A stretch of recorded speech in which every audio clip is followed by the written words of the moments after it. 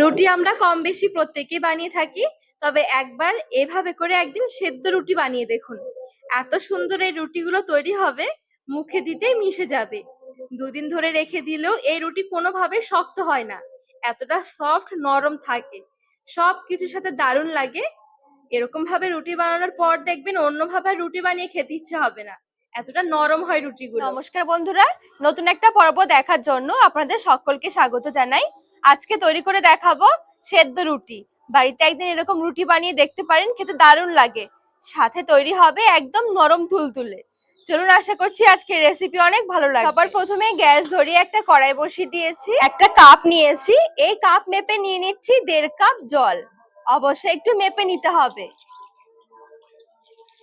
Half চামচ নিয়েছি লবণ, 1 চামচ নিয়েছি সাদা তেল। লবণ আর এই তেলটা দিয়ে জলটা একটু ফুটিয়ে নেব।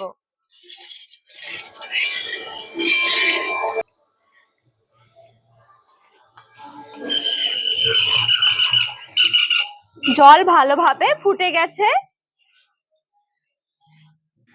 এবারে এখানে দিয়ে দিচ্ছি ময়দা। যে কাপ মেপে জল নিয়েছি সেই কাপ মেপে 1.5 কাপ ময়দা। এখানে চাইলে ময়দার পরিবর্তে আটাও নিতে পারেন। ময়দা দেয়া হয়ে গেলে সাথে সাথে ঢাকা দিয়ে রেখে দেব, 2 মিনিটের জন্য সেদ্ধ করে নেব। তো ঢাকা দিয়ে রেখেছি, মোটামুটি 2 মিনিট হয়ে গেছে। এবারে ঢাকনা তুলে নেব। আর এই 2 মিনিট ঢাকা দিয়ে রাখার কারণে দেখবেন একদম রুটিগুলো নরম হবে, যেহেতু ময়দাটা সেদ্ধ হয়ে যাবে। এই দেখুন সুন্দরভাবে এখানে ময়দা সেদ্ধ হয়ে গেছে। এবারে এই ময়দাটা জলের সাথে ভালো করে এবারে মিশিয়ে নেব।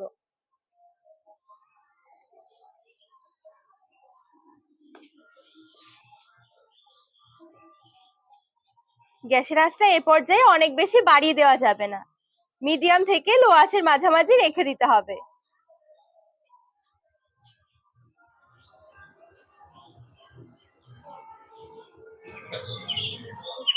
এখানে দেখুন জলের সাথে সুন্দরভাবে মিশিয়ে নিয়েছি। এবারে ঢাকা দিয়ে আমি আবারও 2 মিনিটের জন্য ঢেকে রেখে দেব। 2 মিনিট ঢাকা দিয়ে রাখার পর একটা বাটিতে নিয়ে নিচ্ছি।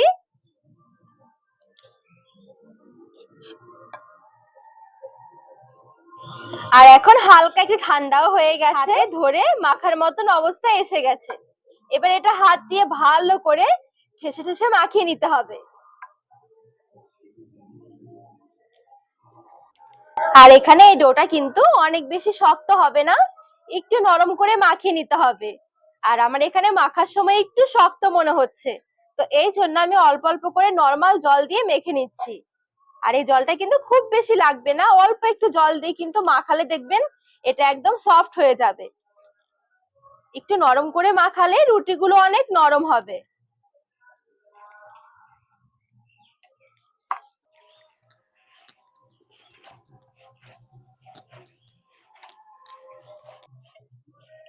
তো এই দেখুন এখানে সুন্দরভাবে ডোটা মাখিয়ে নিয়েছি।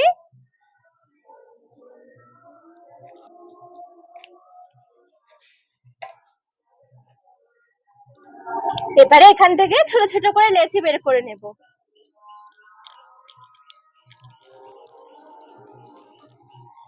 খুব বেশি একটা বড় করব না, একটু মিডিয়াম সাইজ করে লেচিগুলো বের করে নেব।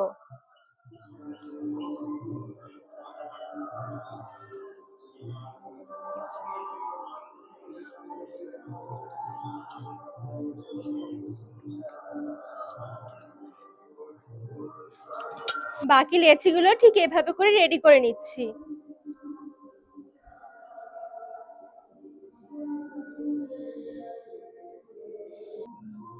সবগুলো লেচি দেখুন সুন্দরভাবে সমান ভাগে আমি ভাগ করে নিয়েছি। লেচিগুলো একটা ভেজা কাপড় দিয়ে ঢেকে রাখছি, এতে করে খুব সুন্দর সফট থাকবে, বেলতে অসুবিধা হবে না। রুটি সেকার জন্য এদিকে একটা তাওয়া বসিয়ে দিয়েছি হালকা আছে, তাওয়াটা গরম হতে থাক, আর এদিকে একটা একটা করে রুটি বেলে নেব আর সেকে নেব।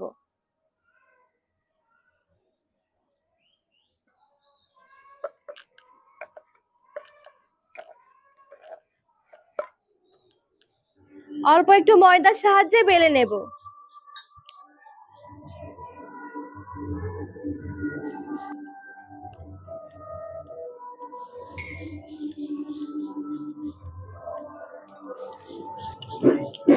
তো এই দেখুন এখানে সুন্দরভাবে পাতলা করে আমি বেলে নিয়েছি। রুটি তাওয়াতে দেওয়ার আগে রুটিটা এভাবে করে ঝেড়ে নিতে হবে, এক্সট্রা ময়দাটা তাহলে কি ঝরে যাবে।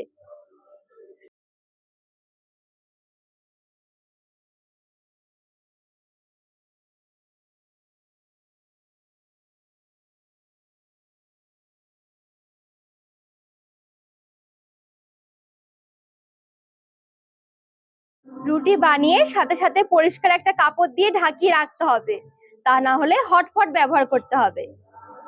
প্রত্যেকটা রুটি ঠিক এভাবে করে বেলে বেলে ভেজে নেব।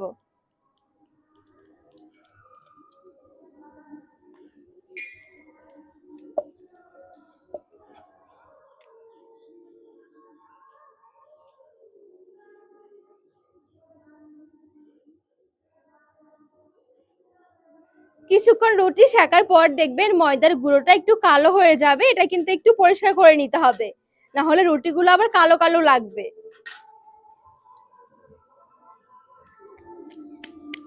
আর অতিরিক্ত ময়দা দিয়ে রুটি বেলবেন না, এতে করে কিন্তু আবার রুটি ফুলতে চাইবে না।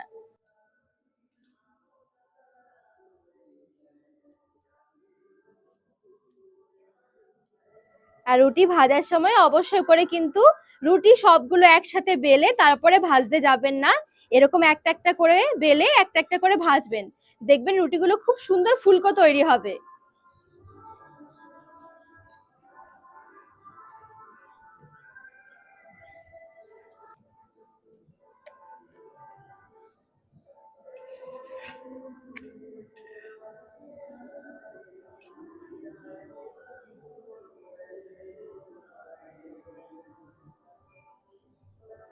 প্রত্যেকটা রুটি দেখবেন একদম ফুলকো ফুলকো তৈরি হবে।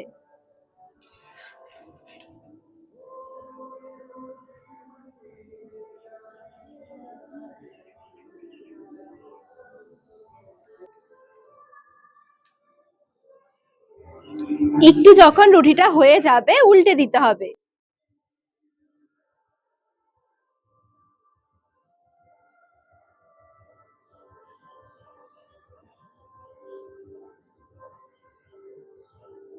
সবগুলো রুটি সুন্দরভাবে আমার এখানে সেকা হয়ে গেছে, তুলে নিয়েছি। আর এভাবে করে একটা সুতির কাপড়ের মধ্যে ঢাকা দিয়ে উপরে আবার একটা ঢাকনা দিয়ে ঢেকে রেখে দেবেন। রুটি দেখবেন একদম নরম তুলতুলে থাকবে, আমার থেকে মনে হয় হটপটের থেকে বেশি ভালো কাজ করে। এইভাবে করে দুদিনও রেখে দিলে রুটি কোনোভাবে শক্ত হবে না, সাথে নষ্ট হবে না। যেমন নরম রুটি ঠিক সেরকমই নরম থাকে। এই দেখুন কতটা সুন্দর হয়েছে। যদি একদম সব থেকে নরম তুলতুলে রুটি খেতে ইচ্ছে করে এইভাবে একবার বানিয়ে দেখতে পারেন। এখানে আমি ময়দা নিয়েছি, আপনারা আটা দিয়েও বানাতে পারেন, তবে ময়দার রুটিগুলো খেতে অনেকটা পরোটার মতন লাগে, তবে শুধু এখানে তেল দেওয়া হয় না, এটাই। রুটি দেখবেন এত নরম হবে হাতে মুঠো বাঁধলেও রুটি কোনোভাবে ছিঁড়ে যাবে না, আরো বরঞ্চ নরম হয়ে যাবে। এই দেখুন, যে কোনো তরকারির সাথে খেতে পারেন, সবকিছুর সাথে দারুণ লাগে। তো বন্ধুরা আজকে রেসিপি আপনাদের কেমন লেগেছে অবশ্যই কমেন্ট করে জানাবেন। আর রেসিপি ভালো লাগলে চ্যানেলটিকে সাবস্ক্রাইব করে পাশে থাকার অনুরোধ রইল।